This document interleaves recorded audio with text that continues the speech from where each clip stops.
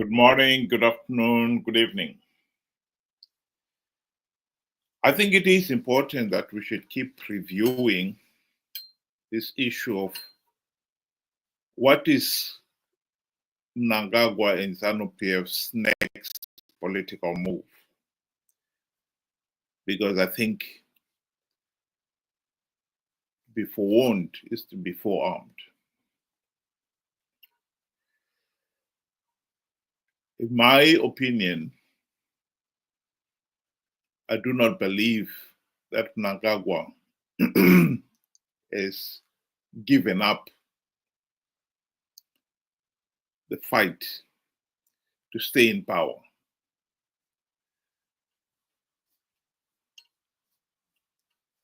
In other words, his slogan 2030 Mnangagwa Nengachipo is still as valid today as it ever was.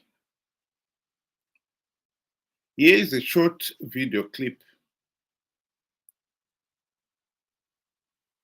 where the issue is brought to the fore once again.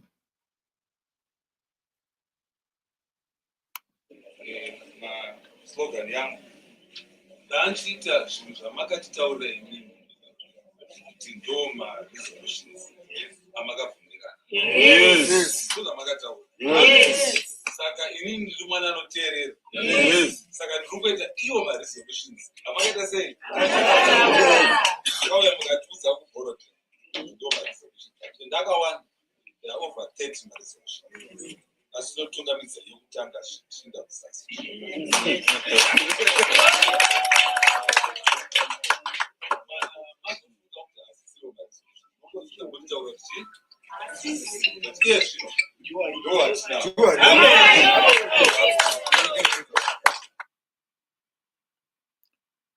The gentleman speaking is very many people are. It's reported that this Mnangagwa wants to fast track him to appoint him vice president, and even if the need should arise to become president. But what he was talking about is the resolution made by Zanu PF, the party, last year, that Mnangagwa must stay in power until 2030. It died a quiet death, particularly after Geza and other war veterans came out and denounced it in January. But since Geza is fizzled out, and it looks like it's coming back, I think we should not dismiss it. It can well come back. And at the present moment, if it was to come back, in terms of parliament, I don't think Mnangagwa will have a problem getting parliament to pass a constitutional amendment that will make that possible. At the present moment, the procedure would be to amend the constitution to allow him to stay for another 2 years. Parliament will not have a problem because postponing the 2028 elections would also apply not only to the presidential candidate, but to the parliamentary, senatorial, and council positions as well. And all the members of parliament know how hard it is to win a parliamentary seat in Zimbabwe. And therefore then being told that they will not have to face an election process for another additional 2 years will appeal to them. Make no mistake about that. Much more so now that many of the opposition Triple C MPs have, a number of them anyway, have crossed over to the Tsavangu faction. They, of all people, know that they are being considered by the main body of the opposition as sellouts. And therefore, then their chances of being re-elected as Douglas Monzora would testify would be very, very little. So they would definitely welcome the opportunity to stay in power another additional 2 years without having to go to the elections. So Parliament will pass that resolution without any problem. But that constitutional amendment will have to go to a referendum.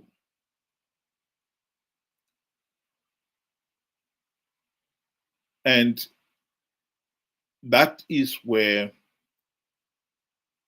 the real test will be. But given Zimbabwe's flawed electoral process, and we know it is flawed and illegal, because even SADC and the AU themselves said so about the last elections. No meaningful reforms have ever been carried out since the 2023 elections. So the referendum will be equally flawed. To the advantage of Zanu PF, the party does not have to worry about SADC and the AU observers, because usually referendums are not subjected to the same election observer requirements as the general election. So without any outside oversight on the process, Zanu PF will definitely rig the referendum.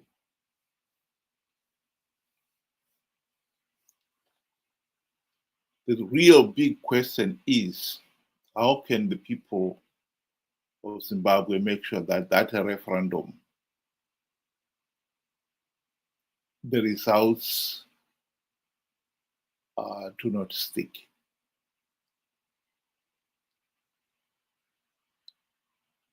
That will be the test. The only way that can be done is for the people to make sure that they do not participate. Because if they participate, as we have seen in the past elections, the Zanu PF's rigging machine has got all the inbuilt ability to make sure that the election result is what the party requires.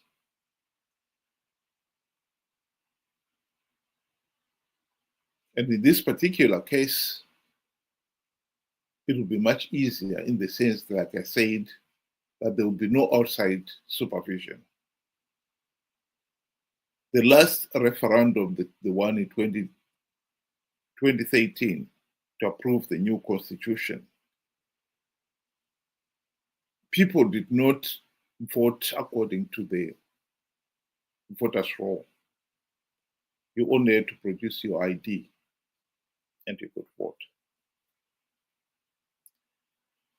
If Zanu PF was to adopt the same system,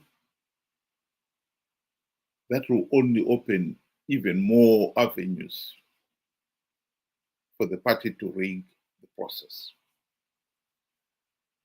So participating Well, some people would want us to believe that if we participate, they will deliver a no to the referendum to amend the constitution. I think the reality is, if you participate, Zanu PF will see to it that they get the result they want.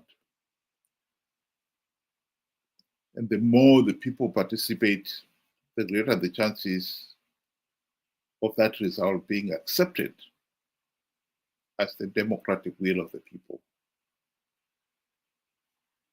The challenge will be to make sure that people do not participate and the whole international community see it as a political boycott.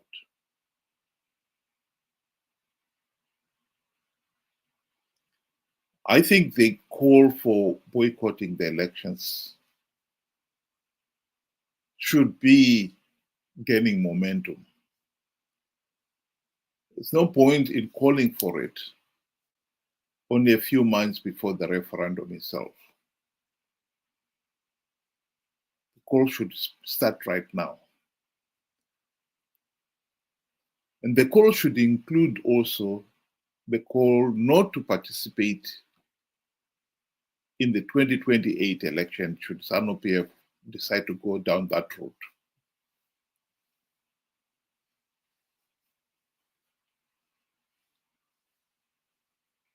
But that, well, if it should be the election, that would be a much easier fight than fighting to stop amending the constitution. Because, like I said, a regular election process would be subject to international supervision and would be subject to the normal other additional requirements of having a verified voters roll, a transparent system, etc., etc., whereas a referendum can be carried out without a verified voters roll. In fact, if, like I said, if we go by the 2013 constitutional referendum, there was no voters roll. And it was, to vote, one did not require to go to a polling station with a voters roll. All one needed was to have an ID, a national ID.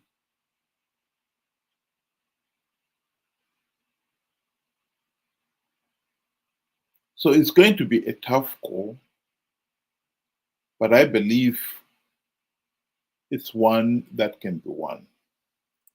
At the present moment of the two options, amending the constitution, in my view, will appear more attractive to Zanu PF for the very reason that I've given, that they can get away with it.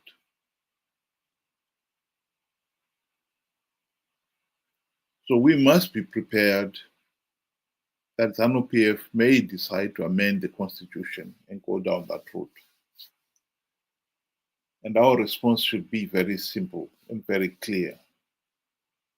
Elections and the referendum cannot take place in Zimbabwe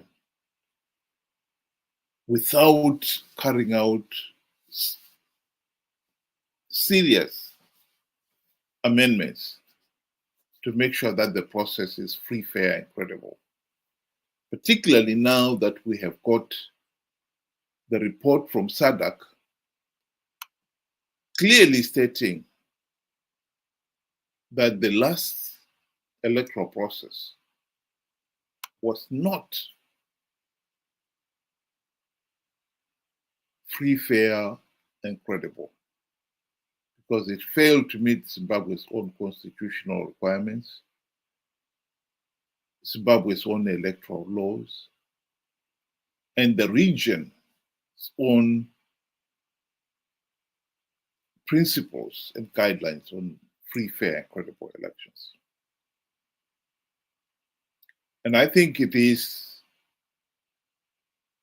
a fair demand that we cannot have a referendum when the process itself cannot be trusted to deliver the democratic will of the people.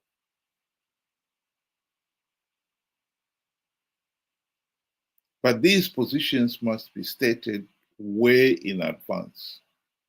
And this is why we need to keep on reviewing this issue of what to do regarding Zimbabwe's flawed electoral process.